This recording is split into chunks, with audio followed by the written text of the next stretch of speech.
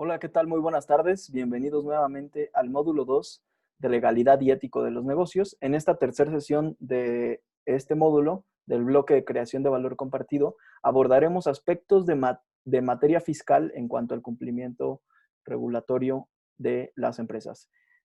La materia fiscal es una de las materias más importantes en muchos sentidos, tanto para el derecho como para las empresas, porque esto lo podemos ver en los indicadores de, por ejemplo, los litigios que son llevados hasta la tercera vía, que es el amparo en la Suprema Corte de Justicia, son en volumen por el número de, digamos que de demandas de juicio de amparo, son las que más conoce nuestra Suprema Corte de Justicia de la Nación. Y esto debido precisamente a las cuantías que se manejan en cuanto a las contribuciones se refiere. Nosotros conocemos el término de contribución a veces como un sinónimo, pero vamos a aclarar que jurídicamente las contribuciones o las contribuciones fiscales se pueden dividir. En este apartado, por ejemplo, hablamos de cuáles son las contribuciones y cómo se clasifican. En nuestro Código Fiscal de la Federación encontramos que hay principalmente 4 tipos de contribuciones, que son los impuestos, los más conocidos por todos, el IVA, el ISR, impuesto al valor agregado, impuesto sobre la renta, entre muchos otros. También tenemos una segunda clasificación que son las aportaciones de seguridad social, todo lo que tiene que ver con lo que las empresas pagan al Instituto Mexicano de Seguro Social, al IMSS o al ISSSTE en su respectivo caso de la administración pública. Y eh, la tercera, penúltima clasificación, que es la de las contribuciones para mejoras. Estas son contribuciones que hace, como su nombre lo dice, todas las personas contribuyentes con el fin de mejorar algún servicio público, alguna vía, alguna obra pública. Y por último, el cuarto y último tipo de clasificación son los derechos. Derechos es eso que paga una persona para recibir una contraprestación. Un ejemplo de ellos es cuando tú vas a la Secretaría de Relaciones Exteriores a que te tramiten un pasaporte, tú pagas los derechos correspondientes del trámite del pasaporte. Pagas alrededor de 2,500, 2,700 pesos por un pasaporte de 10 años. Eso no es un impuesto, eso no es una contribución de seguridad social ni una mejora. Eso es un derecho. También, por ejemplo, eh, cuando tú solicitas algún espacio en la vía pública, como puede ser para estacionarte y que esté regulado por parquímetros, eso también se consideraría un derecho. No es un impuesto, no es una contribución y no es una mejora.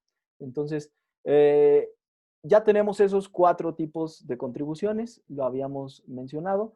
Aquí en su curso vamos a empezar a recorrerlo. Ustedes igualmente quiero que vean estos videos de manera personal para no quitar mucho tiempo porque en materia fiscal es sumamente extensa, lo voy a resumir lo más posible. Sin embargo, sobre este segundo video, eh, me gustaría hacer un énfasis, no lo vamos a ver, lo dejo que ustedes lo vean a su propio ritmo, pero sí me gustaría hacer un énfasis porque las empresas internacionales tienen muchas jurisdicciones que son aplicables para el pago de sus impuestos. Imagínense una empresa transnacional como puede ser Coca-Cola Company, que prácticamente tiene actividades en todos los tipos de países, de estados, de microestados. Podríamos decir que sus productos están en todo el mundo. Por lo tanto, tienen ingresos y actividades, sucursales, embotelladoras, importadoras, todo tipo de actividades en todo el mundo. Por lo tanto, se ve vinculada esa empresa a cumplir obligaciones dentro de cada uno de los países donde tenga actividades. Sin embargo, en cada país tenemos obligaciones distintas. Honestamente, en el derecho internacional, si ponemos a comparación, México es uno de los países que más obligaciones fiscales les pide a los contribuyentes, a las empresas y a las personas. Entonces, También tenemos otros países, otras jurisdicciones en donde se beneficia al contribuyente. Estos son conocidos dependiendo del tipo de legislación que tengan, pero muchos de ellos son conocidos como los famosos paraísos fiscales. Hay un antes y un después en los paraísos fiscales y este caso paradigmático es el de los Panama Papers, de los famosos papeles de Panamá, que es porque Panamá era un paraíso fiscal, todavía lo es, pero ya hay muchas más restricciones al respecto. Y esto es debido a que, específicamente en el caso de Panamá, pero en la mayoría de los países conocidos como paraísos fiscales, pues lo que se tiene es el famoso secreto bancario o secreto fiscal, donde además de no pagar impuestos, las empresas que se denominan offshore, es decir, que tienen actividades en otros países, pero están asentadas en ese país, en ese paraíso fiscal, con fines de apoyarse en sus beneficios, como puede ser la no contribución de algún impuesto específico o no pagar impuestos sobre la renta, por ejemplo, en el caso de Panamá, no tienen como tal actividades en Panamá, pero se constituyen offshore, como su nombre lo dice, fuera de ese territorio, aunque no tengan actividades, aunque no tengan un domicilio establecido en Panamá, se regulan bajo las leyes panameñas. Los paraísos fiscales, bajo el secreto, eh, precisamente no contribuyen con otras jurisdicciones, no contribuyen con otros países a dar información sobre sus contribuyentes. Es decir, si el Departamento de la Tesorería de Estados Unidos o la Secretaría de Hacienda y Crédito Público le solicita a Panamá que le informe sobre los ingresos que tiene un connacional de ellos en este estado, en estos bancos panameños, simplemente Panamá, bajo su soberanía y bajo su legislación, se puede excusar en que tienen secreto y mantienen en custodia todos los datos financieros, bancarios y fiscales de las personas que hayan puesto ahí sus negocios offshore. Entonces, esto ha sido principalmente utilizado por esquemas ilegales. Como tal, digamos que las contribuciones en otros países, como los paraísos fiscales, no son per se, no son en sí una actividad ilícita. Tú y yo como ciudadanos podemos tener cuentas en las Maldivas, en las Islas Caimán, en Panamá, en Hong Kong y en muchos otros países que son considerados paraísos fiscales, y eso no constituye un delito. Lo que puede constituir un delito es lo que se esconde detrás de esos secretos bancarios y fiscales. Por ejemplo, actividades ilícitas como el financiamiento al terrorismo, el financiamiento al narcotráfico, han hecho de estos paraísos fiscales su principal fuente de depósitos de dinero en efectivo. Solo como caso, digamos, referencia, antes de los Panama Papers, se podía volar a Panamá con todo el dinero en efectivo que pudieras cargar. Hoy día agarran, después de los Panama Papers, por todo el lavado de dinero que hicieron muchas personas dedicadas a actividades ilícitas, pues se pone la restricción, como en muchos otros países, de viajar solo con un máximo de $10,000. Y esto es porque muchas personas llegaban con grandes cantidades de dinero en efectivo para depositarlas en bancos panameños y protegerse bajo el esquema del paraíso fiscal. Entonces, Panama Papers es un antes y un después en todo el mundo.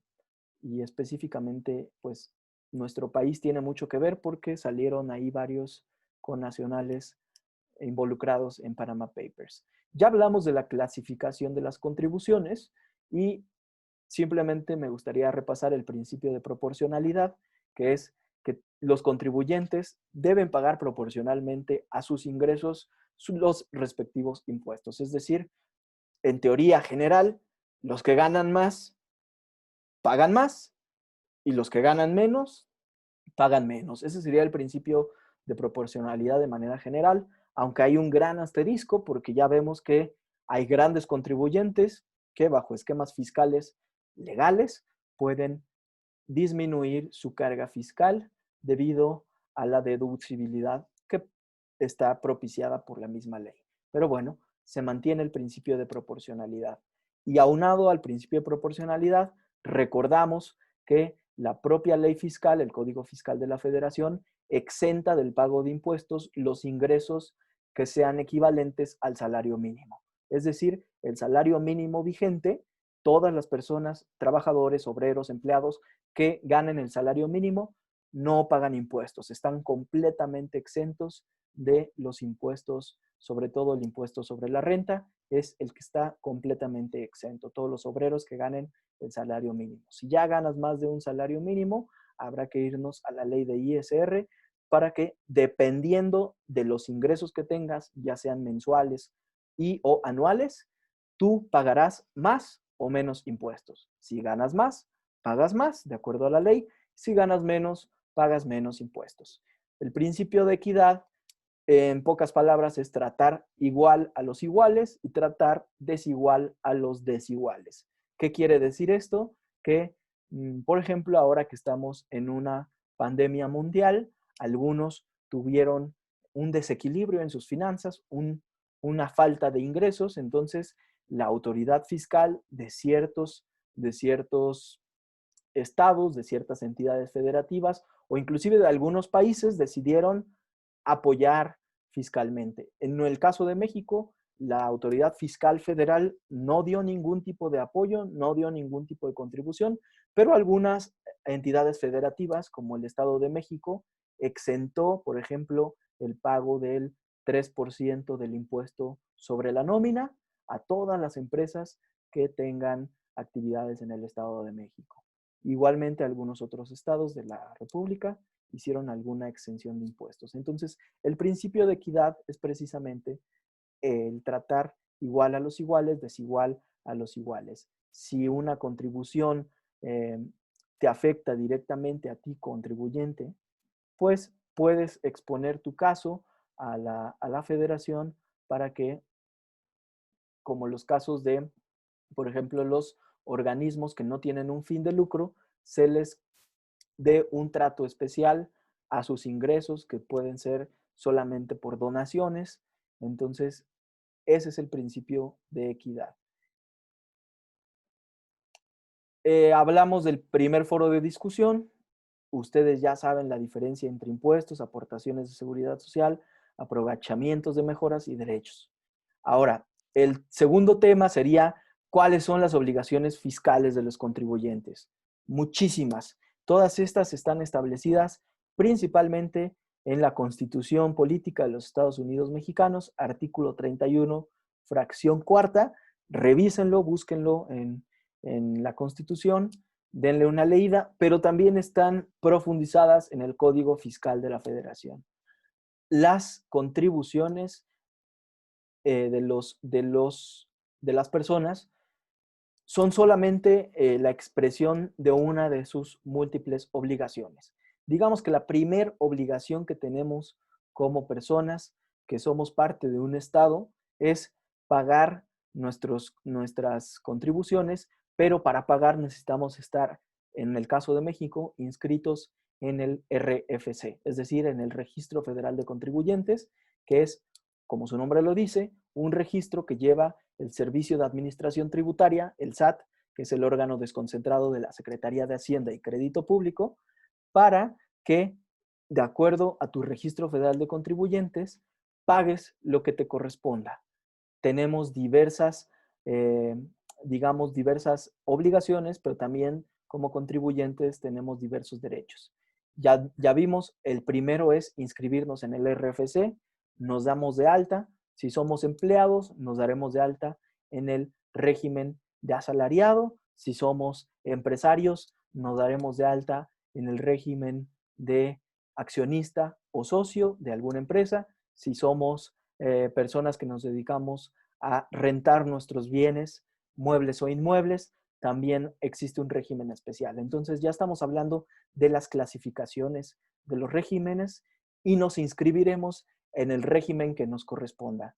Recordando, habemos personas físicas y morales. Las personas físicas existen el régimen de asalariados, que son todos los empleados que tienen un contrato de prestación de servicios laborales subordinados, es decir, un contrato laboral.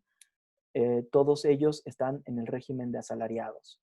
Tanto los funcionarios de la administración pública como militares, como los propios empleados privados.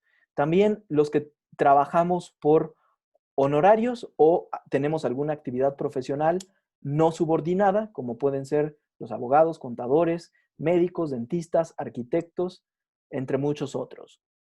Cuando nos contratan, por ejemplo, a un médico, a un abogado, a un ingeniero, para un proyecto, para una cuestión específica, nosotros estamos obligados a estar inscritos en el RFC, en el régimen de profesionales, de profesionistas, y emitir el respectivo recibo de honorarios cuando nos hagan el pago de nuestro trabajo. El régimen de arrendamiento, el que ya les había dicho, los que se dedican o nos dedicamos a rentar casas, departamentos, alquilamos habitaciones, edificios completos, locales comerciales, bodegas, e inclusive algunas, bueno, aquí quedaría fuera los que se dedican, por ejemplo, al hospedaje, como pueden ser Airbnb, no entra en régimen de arrendamiento, aunque todavía está en discusión ese tema. El régimen de actividad empresarial, los que tienen talleres mecánicos, imprentas, bares, restaurantes, algunos otros, eh, digamos que pequeñas empresas, régimen de actividad empresarial, y los microempresarios que no estaban inscritos previamente al Registro Federal del Contribuyente, es decir, estaban en la informalidad y se quieren meter a la formalidad, se inscriben al Registro Federal de Contribuyentes, se inscriben como RIF, régimen de incorporación fiscal, un régimen muy noble. ¿Por qué? Porque durante los 10 primeros años del RIF no paga impuestos completos, el primer año paga 0 impuestos, el segundo año paga solamente el 10% de lo que le correspondería,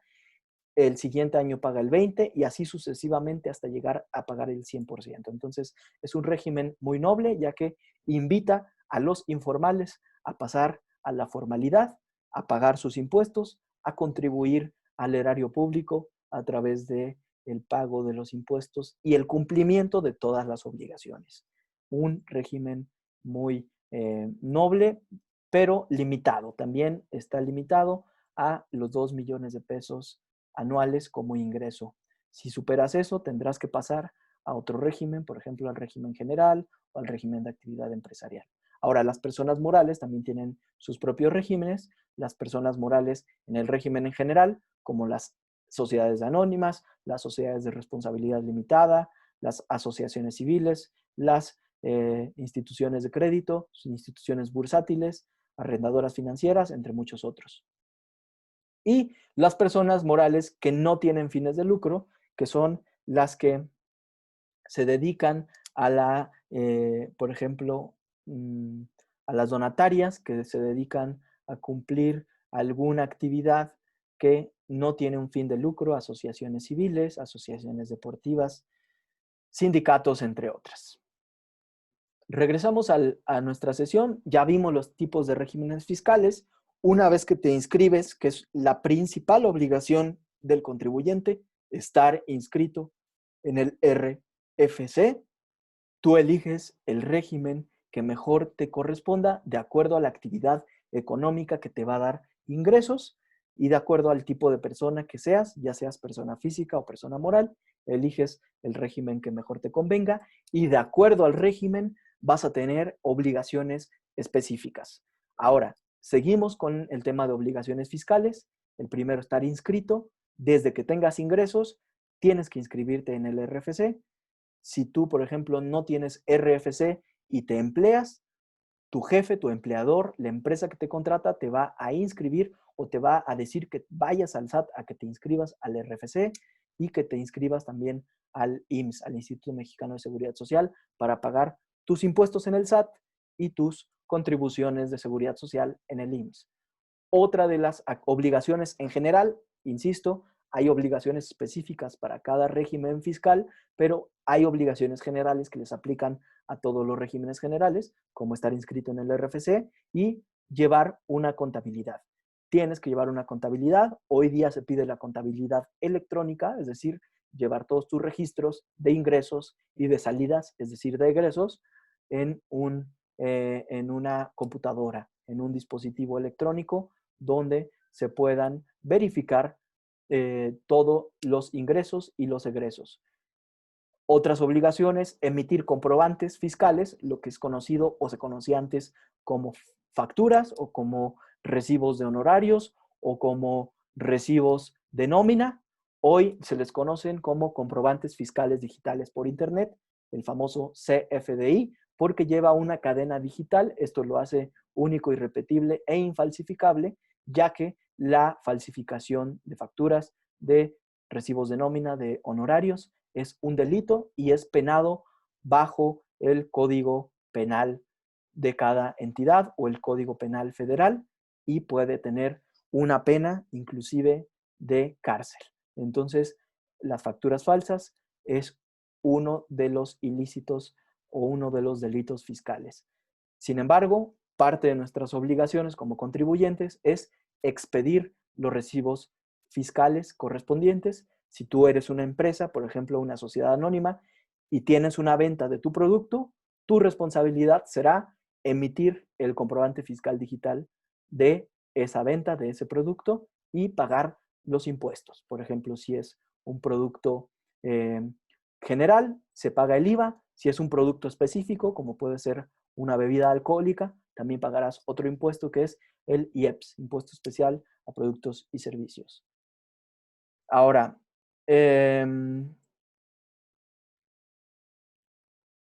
otras de las contribuciones, otras de las digamos, obligaciones que tiene el contribuyente es, como se los dije, contribuir, pagar tus impuestos, es decir, hacer declaraciones mensuales y anuales de todos tus ingresos y de tus actividades que hayas tenido.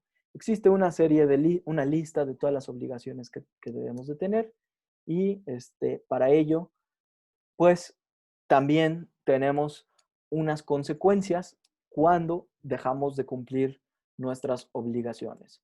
¿Cuáles son las consecuencias de no cumplir nuestras obligaciones? Es decir, ¿qué pasaría, por ejemplo, si no pagamos nuestros impuestos?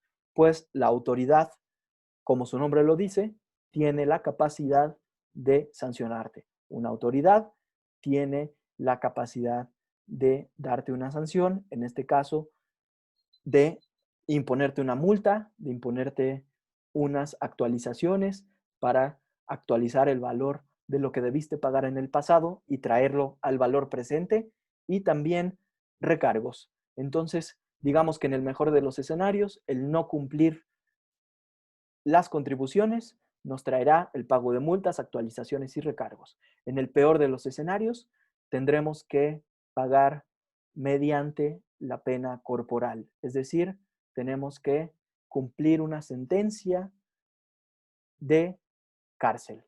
Podemos ir a la cárcel por cometer delitos fiscales.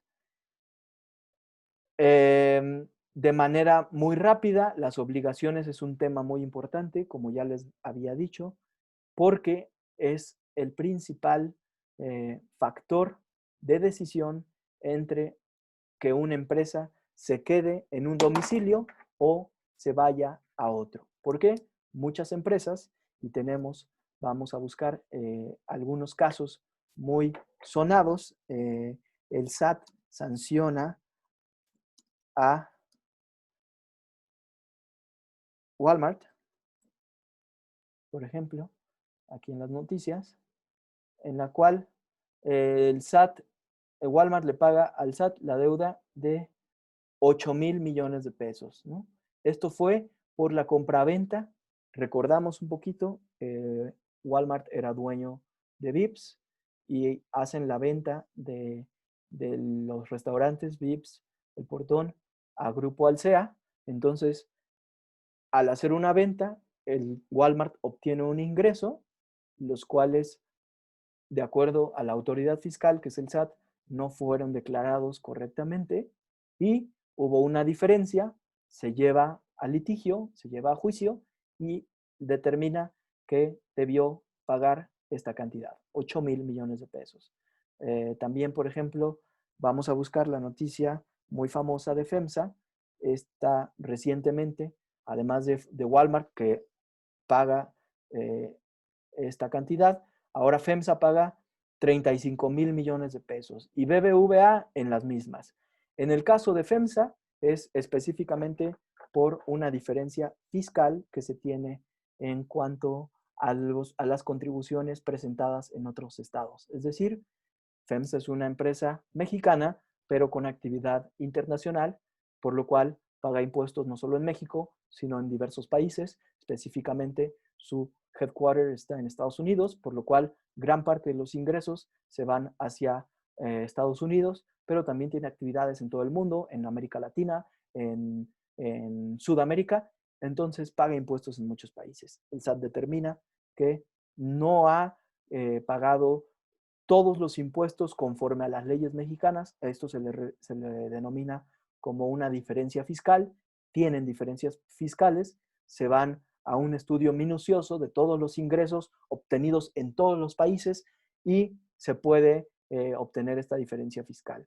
Entonces, imagínense lo que representa para una empresa el pagar una contribución de 35,000 millones de pesos. Eso puede ser el diferencial entre seguir operando o terminar todas las operaciones de la empresa porque se quedó sin dinero la empresa por pagar una omisión, por pagar unas diferencias, multas, recargos, actualizaciones, etcétera. Entonces, la materia fiscal es sumamente importante para las empresas porque además se incurren en delitos fiscales. En nuestro país existe una gran tendencia desde hace mucho a la informalidad. Muchos de los negocios que vemos, por ejemplo, en las calles, como la comida callejera, son negocios informales que probablemente no pagan impuestos.